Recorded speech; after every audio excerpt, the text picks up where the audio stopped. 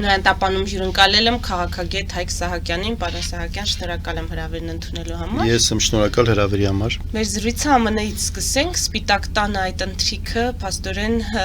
խաթարվեց, այսպես կարելի է ասել, կրակոցների պատճառով։ Անվտանգության աշխատակիցները ամեն դեպքում հաջողվեց անվտանգ փրկել կամ տեղափոխել ԱՄՆ փոխնախագահի, ԱՄՆ նախագահի առաջին տիկնոջ կյանքը։ Փաշինյանը սրան անդրադարձել, նա արձագանքելով X-ի միկրոբլոգում գրեց, որ ուրախ է լսել, որ ԱՄՆ նախագահ Դոնալդ Թրամփը եւ առաջին տիկինը եւ փոխնախագահ Վենսը եւ մյուսները ապահով են ու անվնաս։ Փորձենք հասկանալ, սա ինչ միջադեպ էր, իհարկե բացատրություն կա, թե այդ անձը ինչու է գնացել այդ գործողություններին, բայց ամեն դեպքում սրա քաղաքական ենթատեքստ կա։ Ինչ վերլուծություն ունեք։ Դժվար է մի անգամից տենց ասել, պետք է սպասել մի քիչ ավելի շատ ինֆորմացիա լինի, բայց ակնհայտ մի քանի բաներ կային, տարօրինակ բաներ կային։ Առաջի տարօրինակությունը այն էր, որ այդ կրակոցներից հետո Թրամփը դեռ շարունակում էր խոսել, այն պարագայում, երբ որ մնացած արդեն պահակվում էին բաներին անում, Թրամփը դեռևս խոսում էր, դա կարող է կասկածի տեղիք տալ, որ ասենք ինքը տեղեկ էր դրա մասին, չգիտեմ, կարող ենք, չէ՞, նման ենթադրություն անել, կարող ենք նաև այլ ենթադրություն անել, որ ինքը ասենք լսողության կամ բանի հետ կապված ասենք խնդիրներ ունի, բայց այնտեղ անվտանգության աշխատակիցներ կային, որ առաջինը Պիթերնեին եւ հենց իրենց մարմնով, չէ, պաշտպանային երկրի նախագահային գործող, ինչպես առաջի այդ մահափորձի ժամանակ տեղ ունեցավ, չէ, իրեն որ ականջը վնասել էին, հիշում եք, այդ շատ արագ արձագանքեցին, բայց այդտեղ կարծես թե այլ տես էլի մեկ ուրիշ տարօրինակ բան է տեղ ունենում, որ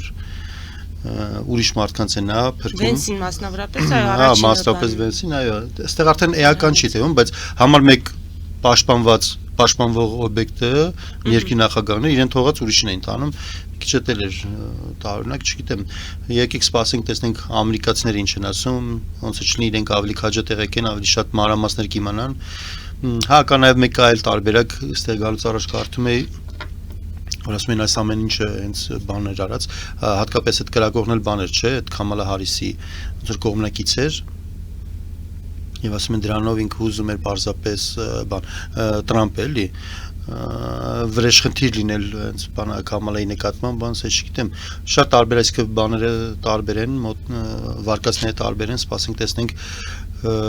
արդյունքում ինչ դուրս կգա։ Հայաստանի արձագանքը ձեզ զարմացրեց, այսինքն մասնավորապես վարչապետին։ Զվարճացրեց։ Ինչու։ Դե զվարճալի է, որ վարչապետը նման հայտարարությունով է հանդես գալիս։ Շատ ավելի լուրջ բաներ ինքը չի արձագանքում, բայց այլ նման կարևորագույն ինչ-որ բաներին, օրինակ, երբ որ մեր եկեղեցիները քանդում են Ադրբեջանում, կողքերտ Արցախում եկեղեցիները քանդում են, ինքը ոչ միայն չի արձագանքում, այլև պնդում է, որ արձագանք չպետք է լինի, դրան պաշտոնական վերաբերմունք չպետք է լինի, դրանով ասենք ես դա լուրջ չեմ համարում, հենց դա էր, որ հայկական շահերը այդտեղ պետք է սպասարկվեր, Հայաստանի Հանրապետության վարչապետը հայկական շահ սպասարկելու համար է, ինքը ի պաշտոն է ընտրված է դրա համար, այդ գործառույթը պետք է իրականացնի, դրա փոխարեն ասենք բանանում զանգում այնտեղ ինչ-որ ցավակցություններ, հա, դա շատ լավ է, բայց դա երկրորդական, երրորդական նշանակություն ունի։ Նախ Թրամփին ոչինչ ստեյության չէր բանանում, հա, իսկի բանել չի եղել, ուղղակի զանգում եմ այդտենց ցավացին ձևական ցավացան Նիկոլ Փաշինյանը առավել եւս ասենք դա ոչ քննարկելու լուր է, ոչ բան է, իր համար նստությունը ստատուս է գրել, դա քննարկելու նյութ չի էլի։ Եկեղեցիների հետ կապված, այնինչ դուք ասում եք, ես լիովին ընկալում եմ, բայց փորձեմ դրա հակադիր կարծիքը բերել, որը նաև պարզաբանվում է որոշ մարդկանց կողմից, այսինքն որպես բացատրություն է ներկայացվում, ասում են միջազգային իրավունքը չի գործում, այս աշխարհաքաղաքական իրավիճակում այդ արձագանքը որևէ ազդեցություն չէր ունենալու, ոչ միայն Ադրբեջանի վրա Ադրբեջանի համար, այլև ամբողջ աշխարհի միջազգային կառույցների, միջազգային հանրության տեսանկյունից, այսինքն արձագանքայինք միևնույն է, դա ազդեցություն չէր ունենալու։ Հետևաբար պետք չէր արձագանքել, չսրել իրավիճակը եւ ասենք ադրբեջանցիները կրակում են խաղաղ բնակչի տան վրա, մենք հայտարարությամբ սրում ենք իրավիճակը, ինձ թվում է մի քիչ շատ միակողմանի է նայվում, բայց ձեր ներկայացրածի մեջ երկու բան կա, փորձենք բանը նախ միջազգային իրավունք չի գործում այդ պնդումը եւ երկրորդը որ մեր արձագանքը ոչ մի բան չէր ունենա ազդեցություն չէր ունենա այո այն որ միջազգային իրավունքը այս պահին ինքը չի գործում, մենք բազմիցս քանիցս տեսել ենք արդեն, բայց դա չի նշանակում, որ այն պետությունները, այն ազգերը, որոնք տուժում են դրանից, ոչինչ չեն անում։ Հիմա տեսեք ուկրները միջազգային օրենքի, միջազգային իրավունքի տեսանկյունից իրանք տարածքային իրենց ամբողջականությունը խաթարված է, իրենց իրավունքները խաթարված են, մտել են այնտեղ օրը ցերեկով, ցեղասպանություն են իրականացնում, ավիրում են իրենց քաղաքները ռուսները, բայց ինչ իրենք այտենց անարձագանք թողել են, չէ, շարունակում են պայքարել եւ աշխարհը մի մասը ամենայն դեպս իրենց հետ է պայքարում եւ օգնում է որ նրանք հաղթեն։ Այդպես է թե այդպես չէ, այդպես է։ Հիմա բանը արաբները, Պաղեստինը Իսրայելը մտավ, Պաղեստինը ավիրեց եւ այլն, պաղեստինցիները այնպես չէ որ լուր մնացին, նրանք իրենց ձայնը բարձրացրեցին եւ նույն արևմտյան աշխարհում նրանք ձեռք բերեցին դաշնակիցներ եւ ֆինանսական աղբյուրներ եւ հարցը բարձրացնելու բան Նեթանյահուի հետ կապված միջազգային քրեական այդ բանը որոշում կայացրեց, չէ, հիմա Նեթանյահուն վախենում է եվրոպական որոշը այն օրը Ամերիկա թռնելուց ցույց էին տալիս բաները իր ինքնաթիռի հետագիծը կորերով այսպես վախենալով sense գնում էր այն տեղերում որտեղ որ բանը որտեղից որ վախենում որ կարող է իր ինքնաթիռը իջեցնեն եւ իրեն ձերբակալեն այսինքն փաստացի գործում է չէ այսինքն ազդեցություն ունենում է բա թող մի հատ Նիկոլել անի թող Ադրբեջանի հետ կապված հենց կոնկրետ այդ Ալիևի հետ կապված այդ միջազգային քրեական այդ բանը որոշումը տեղի ունենա այդ թող ինքն էլ վախեցած բանը տեղեր գնա թող գնալուց մենակ ասենք Ռուսաստան եւ Բելարուս գնախի ամբողջ աշխարհում հանգիստ նորմալ գնում է դա նորմալ չի հասկանում եք եւ պետքա փորձել անverջ այնքան ձայնը բացել պայքարել մեր իրավունքների համար ֆիզիկական միջամտության հնարավորություն չկա կամ ֆիզիկական ֆիզիկական միջամտություն հասկացանք վախեցել են հասկացանք լուզիկացել են այդ ամեն ինչը հասկանում ենք այդ իրենց անելիքը չի բայց հայտարարությունների մեջ որ թողես Ռուսաստանի այն բանը Պուտինի հասեն ինչեր ասես ասում են այդ Պուտինի շեն վախենում Ալիևից են վախենում նորմալ չի ուրեմն Ալիևը այնքան ավելի վախենալի քան Պուտինը։ Ալիևի հետ խաղաղության գործընթաց են նախաձեռնել եւ կառուցում պարոն։ Դե ասում են, դե եթե խաղաղության գործընթացը ընդհանրապես վերջերս Ադրբեջանը կրակել էր բանի վրա, չէ՞, խաղաղ բնակչի տան լուսամուտը բաներ արել։ Բայց ի՞նչ խաղաղություն է։ Այդ որ բանը, որ Նիկոլա արդարացնում է, որ դրոշը բանարեցին, այրեցին, դրա համար իրանք կրակեցին։ Այս էլ նոր բան է, մոտեցում է որ ստեղից Երևանից մեր պաշտոնական բաները, ներկայացուցիչները արդարացնում են Ալիևի գործողությունները։ Սա անընդունելի է։ Սա ակնհայտ ցույց է տալիս, որ իրենք ոչ թե հայկական շահեր են սպասարկում, այլ ադրբեջանական շահեր են սպասարկում։ Ալիևի քայլերը, Ադրբեջանի քայլերը, այդ ռազմատեժ քայլերը իրենք ստեղ նստած իրենց փոխան մեկնաբանում են եւ իրենց բաները հավելել լծակներ են տալիս եւ խոսելու բան են անում փոխանակ հակառակը։ Մեղադրեն քննադատեն ուր գնում են ասեն, դա իրենց գործը։ Մեր դիվանագիտությունը այդ ուղղությամբ պետք է աշխատի միգուցե միան հենց այտենց ակնթարթային ինչ-որ արձագանքներ չլինեն, բայց երկարաժամկետ process-ում շատ լավ էլ ազդեցություն կլինի եւ շատ լավ պրոհայկական process-ներ կսկսվեն։ Նիկոլ Փաշինյանը շահը ո՞րն է, որպեսզի սպասարկի այդ ադրբեջանական այդ հարցը իրեն պետք է տալ։ Ասեկոսեն է շատ են չեմ ուզում դրանց անդրադառնալ, բայց ակնհայտ է, որ 20 թվականի պատերազմից հետո Նիկոլ Փաշինյանը քաղաքացիական պայմանագիրը դարձել են դասական կոլաբորացիոնիստ։ Իրենք սպասարկում են թշնամու շահեր։ Իսկ թե ինչն է իրենց այդ մոտիվացիան, իրենց պետք է հարցնեն հազար մի բան կարելի է մտածել, չի դե միգուցե վախեցած են, միգուցե կաշառել են, միգուցե ի սկզբանե իրենց հենց որպես այդպեսին աճացրել են, ներդրել են, չգիտեմ, ոչ մի կերպ չեք դիտարկում, որ ամեն դեպքում գլխավոր խնդիրը խաղաղության գործընթացին չվնասելն է։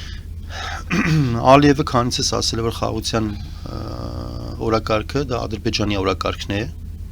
Այն ինչ հիմա ասում է, այն ինչ հիմա անում է Նիկոլ Փաշինյանը, դա Ադրբեջանում գծված պլանավորված օրակարգ է, որ ինքը սպասարկում է, սա մեկ։ Ադրբեջանում մշակված օրակարգը չի կարող պրոհայկական որևէ դրսևորում ունենալ, սա երկուս։ Խաղաղությունը լինում է այն պետությունների, այն ազգերի, այն երկրների միջև, որոնք բանը մի կողմ ստորացված ցեղասպանված, էթնիկ զտման ենթարկված եւ նրան ամեն օր, հա, բանը ստորացման ինչ-որ process է անում եւ հաջորդ կողմը անընդհատ ինչ-որ սպառնում է նոր տարածքային բաներով հավակնություններով հանդես գալիս նման խաղաղություն չի լինում։ Այնինչ ասում են, սա կեղծիք է, սա Հայաստանին թույլատնող օրակարգ է, հաջորդի շահերը չսպասարկող օրակարգ է, Ադրբեջանի շահերը սպասարկող օրակարգ է։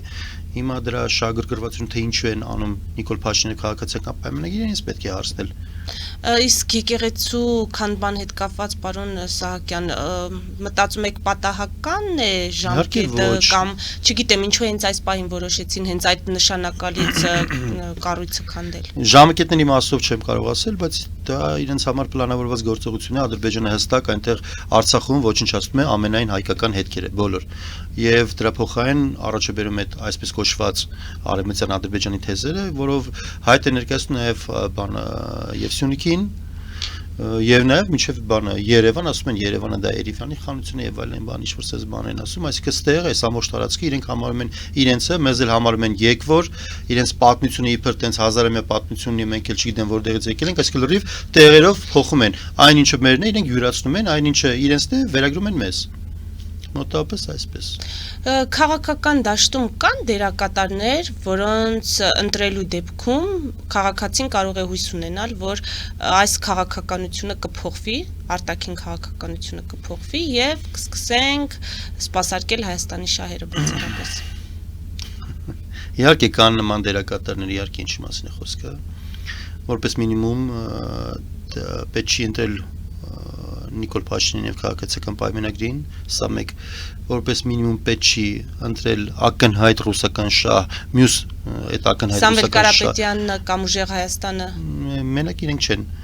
Հանրապետական կուսակցությունը Քոչարյանն է, մնացած մարդիկ, ովքեր ակնհայտ հելում եւ ասում են, որ մեր հույսը, մեր հավատը, մեր շահերը բան Ռուսաստանի հետ են կապված եւ այլն հա։ Հայ միջելուստեղ մի բան էլ ամենաշատ ռուսական շահ սպասարկող քաղաքական ուժը այս վերջին տարիներին դա Նիկոլ Փաշինյանն է։ Դա ակնհայտ դարձավ նաև Նիկոլ Պուտին հանդիպումից, երբ Պուտինը շատ ակնհայտ է, ասեց բանը Սամվել Կարապետյանը ոնց որ մեր մարդն է, հա, դրանում ինքը բոնուս տալով Նիկոլ Փաշինյանը, որտեղ Նիկոլ Փաշինյանը հելու հնազանդ կատարում է Ռուսաստանի բոլոր պահանջները, բոլոր, չի եղել մի բան, որ իրենք ասել են սա պետք է լինի, իրենք ասել են չէ, նման բան դեռևս չի եղել։ Այսինքն ինքը արտաքին բոլոր դերակատարներն ձեռնտու քաղաքական գործիչ է, ձեռնտու քաղաքական վարք է դրսևորում եւ Հայաստանից բացի անտեղի են այն պնդումները, ըստ որոնց Նիկոլ Փաշինյանը լավ չաշխատեց Ռուսաստանի հետ, դրա համար էլ մենք ունեցանք այս իրավիճակը վերջին տարիների Արցախից սկսած։ Իհարկե լավ չաշխատել է որը, սա ինքը արել է Ռուսները միջև այդ չէին կարողանում որևէ կերպ չէին կարողացել զոր տանել։ Այն է, որ Նիկոլ Փաշինյանը եկավ, փչացրեց հարաբերությունները Ռուսաստանի հետ, դիվանագիտական պատշաճ աշխատանք չկարողացան իրականացնել, փոխարենը սրեցին, փչացրեցին հարաբերությունները, դրա համար էլ Արցախը կորսվեց, պատերազմը եղավ, Ռուսաստանը մեզ չպաշտպանեց, չաջակցեց եւ մնացած Ես ուզում եմ ձեզ եւ մեր հերոսադիտողներին հիշեցնել, որ այդ նույն այդ կոչերով հանդես եկող ընդդիմությունը մենք 18 թվին ցենց են որ վզից բռնեցին, գցեցինք դուրս գցեցինք աղբաման Նիկոլ Փաշինյանը իրենց հետ բերեց։ Այսինքն այդ ընդդիմության, այն ժամանակ իշխանության ներքին եւ արտաքին քաղաքականությունը բերեց հանգեցրեց նա, որ Նիկոլ Փաշինյանի նման մարդը դարձավ Հայաստանի Հանրապետության վարչապետ եւ նման բան այդ կոլապսի հա հանգեցրեց մեր հայկական քաղաքականությունը եւ հայկական շահերի սպասարկումը, բա բնականաբար այդ ընդդիմությունը եւ այս Նիկոլ Փաշինյանը իրար հետ ձեր տված այդ նույն կուրսը, քաղաքական կուրսը վարում են։ Մեկը մի քիչ շատ ռուսասեր, մեկը մի քիչ ռուսասեր, մեկը ձևաբռնում ինքը իբրև արևմտամետ է, հիշեցնում եմ, որ 2013 թվականին նույն կերպ Սերժ Սարգսյանը ձևացնում է, թե իբր ինքը արևմտամետ էր, հա, այսինքն իրենց համար ընդհանրապես խնդիր չի այդ արևմտամետի բանը դիմակայել եւ հանդես գալ այդ բանը, որտեվ մեր հանրության ներսում ակնհայտ տրամադրություններ կան դեպի արևմուտք, հա, պահանջ կա, այսինքն մարդիկ հոգնել են, մարդիկ տեսել են ռուսական քաղաքականության ծանր հետևանքները, այստեղ մեր մաշկի վրա զգացել ենք, Արցախ ենք կորցրել, հազարավոր զոհեր ենք տվել, միլիարդավոր դոլարների զենքեր ենք կորցրել, մենք տնտեսական բանը կախվածության մեջ ենք Ռուսաստանից, գազային կախվածության մեջ ենք Ռուսաստանից, չգիտեմ, կապի կախվածության մեջ ենք Ռուսաստան, ամեն ինչով կախված ենք Ռուսաստանից եւ դա այդ այսպես կոչված այդ ընդդիմության եւ այսպես կոչված ներկաների այս Նիկոլ Փաշինյանի վարած ներքին եւ արտաքին քաղաքականության հետևանքն է, դա ուղիղ հետևանքի իրենց գործունեության, ոչ թե խոսքերի այն ինչ ասում են, ոչ թե հռետորաբանության, այն ինչ տենց իբր արևմտամետեն է, արևմտամետեն մի բան է, թող արևմուտքի տնտեսական կապերը աշխուժացնեն, ոչ թե Ռուսաստանի հետ։ Դրանք անդրադառնանք, նաև իմ հարցը ես նորից կկրկնեմ, չպատասխանեցի ըստ էության, պարոն Սահակյան, հիմա մեր եթերում գովազդ հայտարարենք, որից հետո կվերադառնանք եւ կշարունակենք։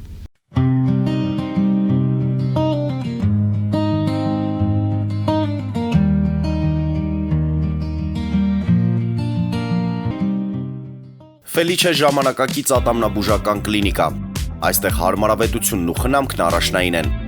Այստեղ կիրառվում են ատամնաբուժական ամենաժամանակակից տեխնոլոգիաներ, ճշգրիտ ախտորոշում, արդյունավետ բուժում, նուրբ փորձառություն եւ անհատական մոտեցում։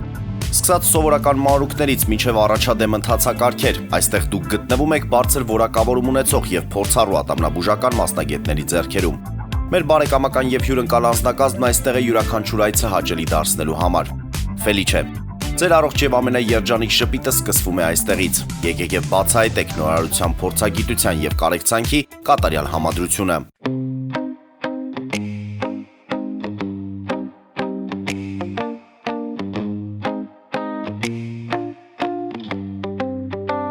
Երևանի եւ Զովունիի սահմանին գտնվող ալպիական թաղամասում սկսվել է 2, 3 եւ 4 սենյականոց բնակարանների նախնական ամրագրում։ Առաջարկում ենք նաեւ թաունհաուսներ արդեն պատրաստ եւ կառուցվող։ Բնակարանների արժեքները սկսվում են 50,000 ԱՄՆ դոլարից մինչև 140,000 ԱՄՆ դոլար, իսկ թաունհաուսներինը 160,000 ԱՄՆ դոլարից 170,000 ԱՄՆ դոլար։ Մանրամասների համար այցելեք մեր պաշտոնական կայք alpiakan.am կամ զանգահարեք +374 44 201 066։ Ամրագրում կարող եք կատարել մինչև ապրիլի 30-ը։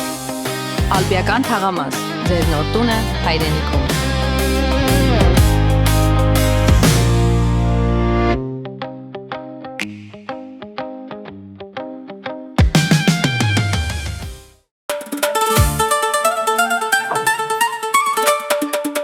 Երևանն եք ուղարկում։ Օթանավով։ Երևանն են ուղարկում։ Ստեղ ուղարկում են, Երևանում ստանում են $1.99 սենսացիա։ Այ սենսացիան է սա։ Ծրիա։ Իսկ ավտոմեքենաները կարող եք ուղարկել անհավատալի ցածր արժեքներով։ Նավով վճարում եք 1 արկղի համար, 2 արկղել անվճար։ Ասեք, Աշոտ դա ուղարկել։ Jackpot հագուստի խանութը երկրորդ մասնաճյուղն է բացել Գլենդելի սրտում, որտեղ կարող եք ձեռք բերել եվրոպական եւ ամերիկյան ընտիր հագուստեղեն, կոշկեղեն, աքսեսուարներ, պայուսակներ ամենահարմար արժեքներով։ Նաեւ կարող եք ցանկացած ապրանք պատվիրել եւ ձեռք բերել կարճ ժամանակում։ Jackpot-ի Գլենդելի հասցեն է 1135 North Pacific Avenue, հեռախոս 818 813 2252։ Jackpot հագուստի լավագույն կենտրոնը Գլենդելում։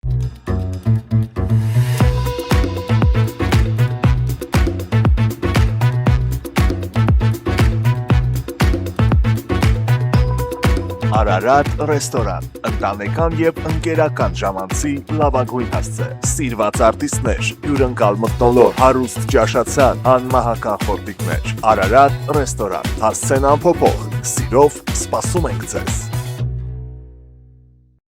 Լավագույն պաղպաղակ, բնական, համեղ եւ մատչելի գներով պաղպաղակը կարող եք ձեռք բերել բոլոր հայկական խանութներում։ Պահանջեք հայկական պաղպաղակ, Թամարա պաղպաղակ։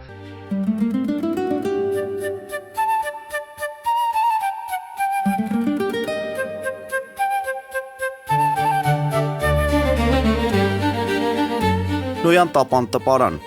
Նոյան տապան հրատարակչություն, շարվածքից մինչև տպագրում, զանգահարեք, գրեք, այցելեք, միասին պատրաստենք ձեր գիրքը, ամսագիրը կամ թերթը, որտեղ նշվելու է, տպագրված է Նոյան տապանում։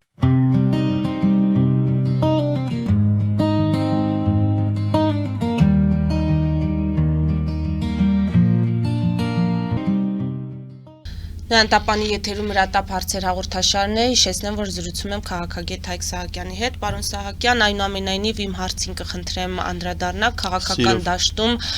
կան ուժեր, կարող է կանոններ տալ կամ չտալ, չգիտեմ։ Ինչից ենք վախենում։ Վախենալու հարց չէ, պարզապես հիմա Թաքցնելու բան կա, ունենք քաղաքական ուժ, որը եթե գա իշխանության եւ ինչպես է գնահատում այդ քաղաքական ուժի հնարավորությունը այս պայմաններում, երբ մի կողմում իշխանությունն է իր վարչական ռեսուրսներով եւ մնացած ռեսուրսներով, մյուս կողմում Սամվել Կարապետյանն է իր ֆինանսական եւ էլի այլ ռեսուրսներով, հիմա կա ուժ, որը կգա եւ կսպասարկի Հայաստանի շահը։ Այո, երկի բնականաբար կան ուժեր, մենք չենք կարող բոլորին նույն արշինով նայել, հա։ Ուղղակի ակնհայտ մի քանի հոգի, այդ որ չեն սպասարկում հայկական շահը, մեկը լծակներ ունի, դրա համար մենք տեսնում ենք, որ ինչ չեն անում, իրան պետք է ջնջել, ակնհայտ երևում է, որ ինք հայկական շահ չեն սպասարկում։ Մյուսը չի թաքցնում իր մյուսները, հա, չեն թաքցնում իրենց սիմպաթիան Ռուսաստանի նկատմամբ, իսկ Ռուսաստանը հայտնի է իր վերջին տարիներին, եթե չասեմ վերջի 300 տարիներին, բայց այս վերջին տարիներին շատ ակնհայտ հայկական գործունեություն ծավալեց, չնայած էլի հռետորաբանության, հա, որ իրենք իբր պրոհայկական են, բայց գործողությամբ լրիվ հակահայկական է։ Մնացած ուժերին կարող են դիտարկել մեր քաղաքացիները եւ բանանել։ Ես կոնկրետ առաջարկում եմ, որ ընտրեն բոլորին դեմ կուսակցությանը, բայց բոլորին դեմը երկարաժամկետ պլաներ չունի Հայաստանում իշխանություն լինելու, իրենք ընդամենը շատ հստակ պլան ունի, պլան ունեն, ընդամենը արդար ընտրություններ կազմակերպեն եւ իրենք դուրս գան քաղաքական դաշտից։ Մի քիչ այդպես չի, հեսա փորձեմ այլ կերպ ասել, շատ հստակ օրակարգ է 3 կետով, որ գալիս են այդ 100 օրվա կառավարման ժամանակ, այդ 3 կետը անեն, ընտրություններ կազմակերպեն, նոր ընտրություններ արդար պայմաններով, որպեսզի չլինի, ասենց այս վայրի վիճակը չլինի հիմա, երբ որ ձեր ասացա, վարչական լծակն է մեկը կիրառում, մեկը միլիարդավոր դոլարներ է կիրառում եւ այդ ամեն ինչը որևէ կերպ չի վերահսկվում կենտրոնական ընտրական հանձնաժողովի կողմից, կամ անգամ եթե վերահսկվում էլ է, վերջում ասում են այս մեկը մի քիչ շատ փող ծախսեց, այն մեկը մի քիչ ծախսեց եւ այն մնացած բոլորը ովքեր խաղի կանոնները արդար պահում են, իրենք ուղղակի խաղից դուրս են մնում։ Հիմա բոլորին դեմը նպատակ ունի եւ խնդիր ունի իր առջեւ դրած գալ եւ արդար ընտրություններ կազմակերպել, որպեսզի ով իշքան ձեն հավաքում է եւ շեմնել իջացնել 1%, ով իշքան ձեն հավաքում են, որ ասում է հալա լինի ձեզ տարեք վայելեք, թող գան եւ այդ բազմակարծությունը լինի, իսկական նոր մտքեր, նոր բան օրակարգերով գան կուսակցություններ եւ սկսենք հայկական օրակարգեր, նոր կուսակցություններ, այդ արդար պայմանների պարագայում Նիկոլ Փաշինյանի ուժը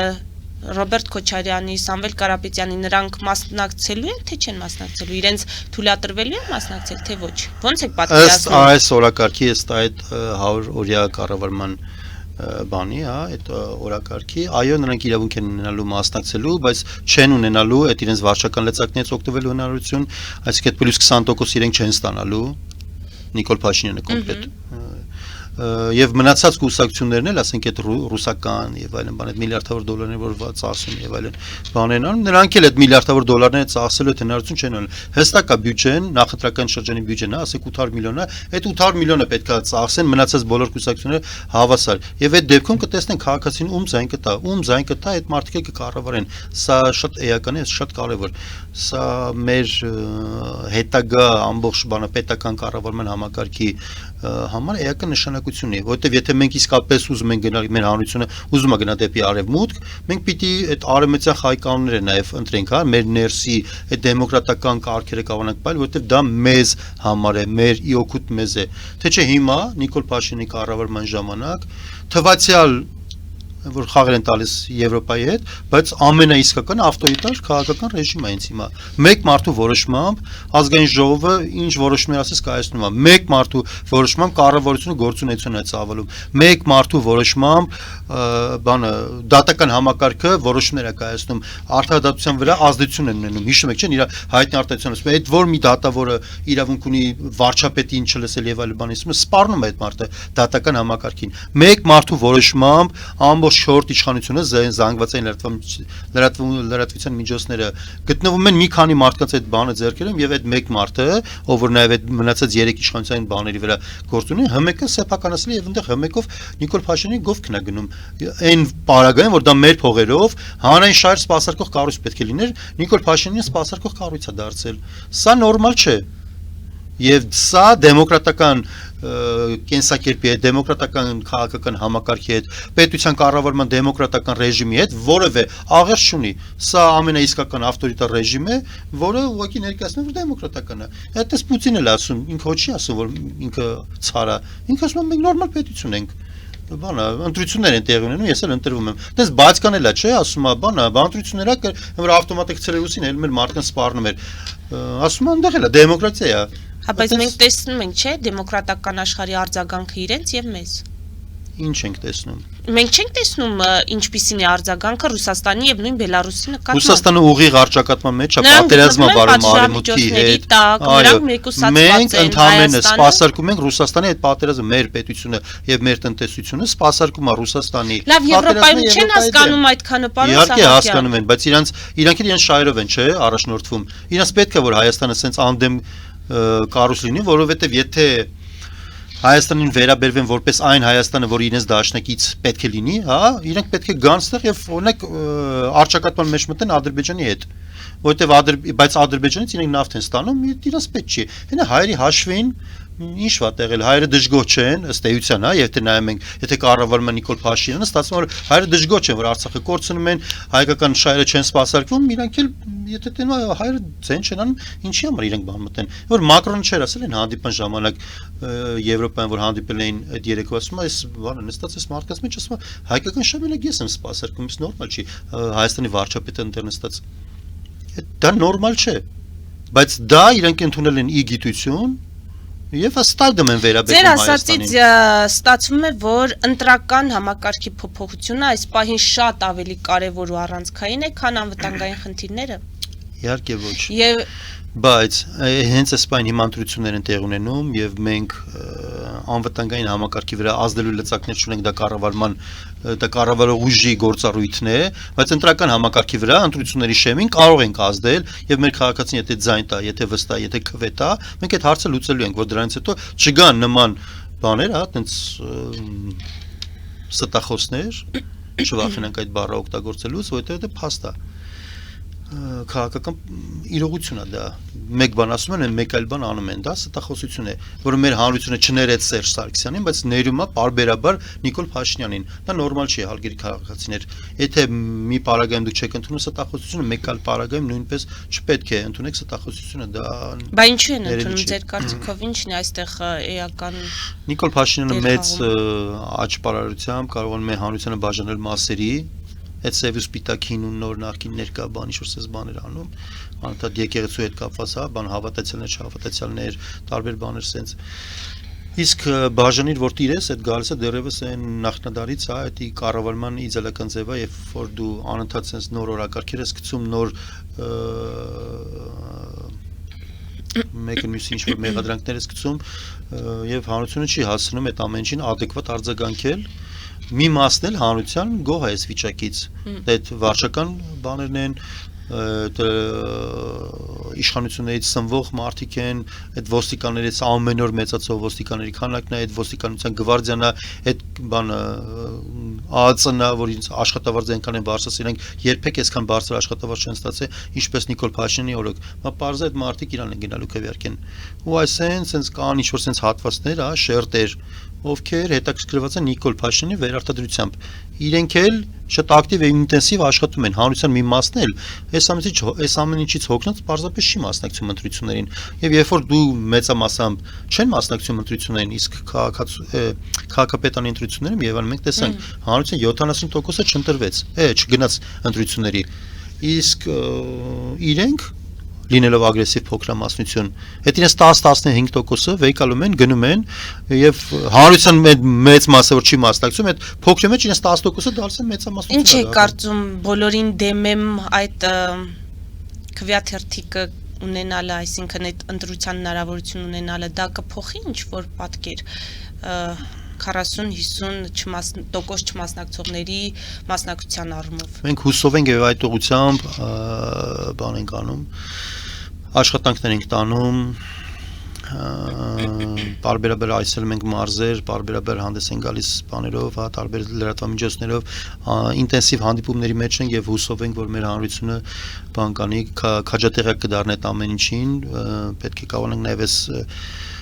բլոկադայից դուրս գալ էլի ինֆորմացիոն մենք անընդհատ այսքան ասում ենք, բայց հաստատ իրենց չափ չեն կարողանում բանանել այդ հանրությանը հասնել, հա, մեր դիտումները տասնյակ 100 հազարավորներ եւ միլիոնավոր դիտումներ չեն հասնում, իսկ իրենցը հասնում են։ Այս վերջերս էլ բանը իրենք այդքա որ տենց ավտոբուսներ են կիրառում, այս վերջին ընտրական բաներում ուրեմն ավտոբուսը ինչ-որ sense արշավա սկսվել ամեն մեկ իր ավտոբուսն ա դեմեմն էլ բռնեց ինչ-որ մի հատ ավտոբուս սարքեց մտ անջված բանը sense մի հատ բազիկ գտանք sense բրթելով բան մի կերպ հրելով sense բարեցիկ դա որպես տրոլինգ էլ այդ բաներին այդ քաղաքական համակարգին անունն էլ ես բան իմիջում էլ գրել եմ եւ ասում եմ որ այս տանջված ավտոբուսը sense կոնկրետ շատ լավ այդ իլյուստրացիան է լավ դրսևորում է մեր պետության տնտեսության եւ քաղաքական համակարգի որակները որտեվ իրականում ինքը տենց է էլի իրենք այդ փողատերերը կարում են չէ sense գազան ավտոբուսներ գեղեցիկ զարդարել են ասես դատարկ իմիջելս դատարկ զբոսնում են Երևանի եւ տարբեր մարզերով մենք բռնեցինք տարանք միտեղ կանգնացրեցինք քաղաքապետարանի մարդիկ ովքեր ներկայացել են քաղաքապետարանի աշխատակիցներ եկե երողներով քերել են փոկել են եւ վանդալիզմի ակտ էին արել կամ վանդալություն էին արել դա վանդալություն չգիտեմ ավիրել մեր ավտոբուսը այդպեսի բնորոշում տալ բայց ամեն դեպքում լավ ամփոփելով մեր հարցազրույցը պարոն Սահակյան մայիսի 3-ից 5-ը Հայաստանում անցկացվելու է եվրոպական քաղաքական համայնքի 8-րդ գագաթնաժողովը սրա հետ կապված մեծ միջոցառում է գալու են շուրջ 50 երկրների ղեկավարներ ամենաբարձրաստիճան պաշտոնյաներ, շատ բարձր մակարդակի հանդիպումներ եւ միջոցառում է լինելու։ Սրա նշանակությունը Հայաստանի համար տարբեր ինֆորմացիաներ կան, որ Հայաստանը այս միջոցառման շրջանակներում մի շարք առանցքային եվրոպական պետությունների հետ փաստաթղթեր է ստորագրելու, համաձայնագրեր է ստորագրելու, այսինքն որպես պետության համար մենք բավականին լավ արդյունք ենք ունենալու։ Թղթերի տեսքով գազան արդյունքներ ենք ունենալու, այնքան թուղթ ենք ունենալու եվրոպացիների հետ ստորագրած, որ դրանք եթե մակուլատուրայի վերածենք, տենց երկար տարիներ մենք տենց թղթի պակաս չենք ունենալ, տենց ոնց ասեմ,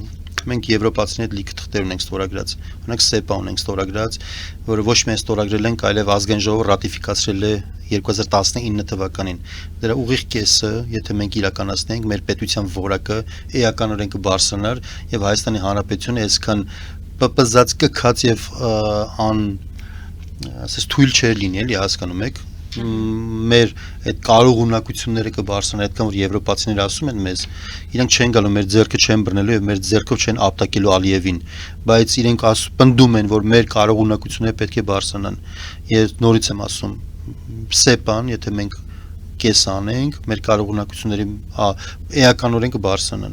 Ինքնին միջոցառումը ինչպես է գնահատում միջոցառման անցկացումը։ Միջոցառումը հերթական միջոցառում է, որը նախընտրական նշանակություն ունի Նիկոլ Փաշինյանի համար, քանի որ ես իմ խոսքում արդեն ասեցի արտաքին բոլոր դերակատարների համար, բոլոր չկա առանց խտրականության որևէ մի դերակատար չկա, որին ձեռ չի տալի Նիկոլ Փաշինյանի նման անդեմ քաղաքականություն վարող, ոչ հայկական շահեր սպասարկող քաղաքական գործիչը։ Դրա համար կերել են կգան սիրուն, իրենք էլ կձևացնեն, որ իբր Եվրոպան ծեր էտա Ժորժան, Նիկոլն էլ հենց այն մարդն որ այդ օրակարգերը բանանելու եւ հայրս էս նայելու են, ասել են դե լավ այլ հենա Եվրոպա են գնում բան, ցեն են տալու Նիկոլ Փաշինյանը մի մասը բնականաբար եւ հետո չի լինելու դեպի Եվրոպա որևէ գործողություն, որևէ փաստացի գործողություն, այսինքն այդ միլիարդավոր դոլարների ներդրում չի լինելու Հայաստանի տնտեսության մեջ, տեխնոլոգիաների ներհոսք չի լինելու հայկական մեր տնտեսության եւ գիտության մեջ անվտանգային բան ներհոսք չի լինելու այնպես դուք կլինեք Ուկրաինային ինչ են անում մենակ այնքան կազմակերպություն փոխադարձ համատեղ աշխատող կազմակերպություններ որ Եվրոպան ունի Ուկրաինայի հետ այդքան post-սովետի որևէ բոլոր երկրները կերազեին որ նման դրա 10% Հայաստանը լիներ Ադրբեջանի հարցերը լուծված էր հասկանում եք բայց այդ ուղղությամբ ոչինչ չեն անում ոչինչ բայց կստորագրվեն թղթեր կխմվեն կենացներ կասվեն բարձրաձայն խոսքեր ինչ որ լիքը ասվել է իսկ կլինի ոչինչ արդյունքը քաղաքական առումով գետնի վրա հողեղեն որպես այդպեսին արդյունք կլինի ոչինչ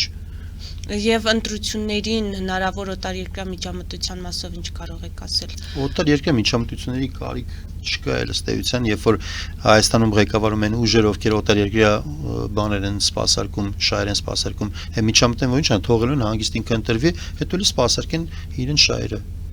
Միջամտեն որ ինչ անեն։ Շնորհակալություն։ Մեզ դիտողներին նշեցնեմ, որ զրուցում էի քաղաքագետ Հայկ Սահակյանի հետ, մեր ուղիղ եթերները կարող եք դիտել Patreon-ում, նաև այդ հարթակում աջակցել էկրանին երևացող QR կոդով։